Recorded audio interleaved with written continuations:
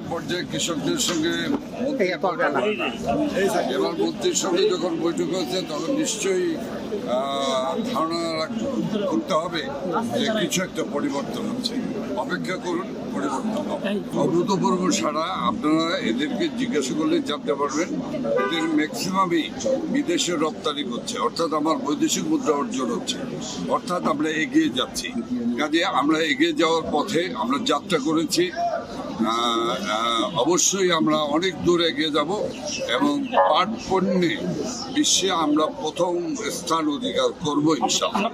আমরা পাট বীজ যাতে কৃষক উৎপাদন করে তার জন্য একটি প্রকল্প নিয়েছি। কৃষককে উৎসাহিত করার জন্য, ইনসেন্টিভ দেওয়ার জন্য আমার মনে হয় যে আমরা আগামীবার আরও আমাদের উৎপাদনের পরিমাণ বাড়াতে পারবো, এরপরে আরও বাড়াতে পারবো। আস্তে আস্তে করে প্রতিবেশী দেশের উপর যে আমাদের নির্ভরতা, এই নির্ভরতা আমরা কমিয়ে আনবো।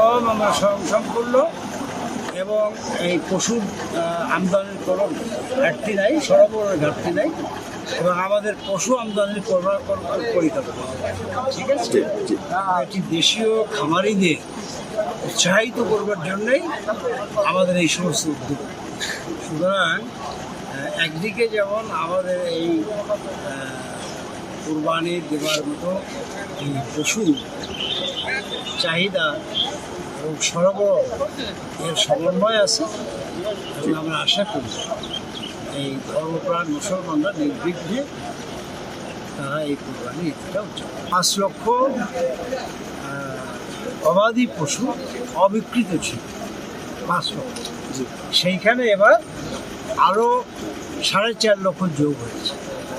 তার মানে আমাদের চাহিদা হলো 1,29 লক্ষ সামথিং। সেই জায়গায় আমাদের যোগান আছে 1,30 লক্ষ।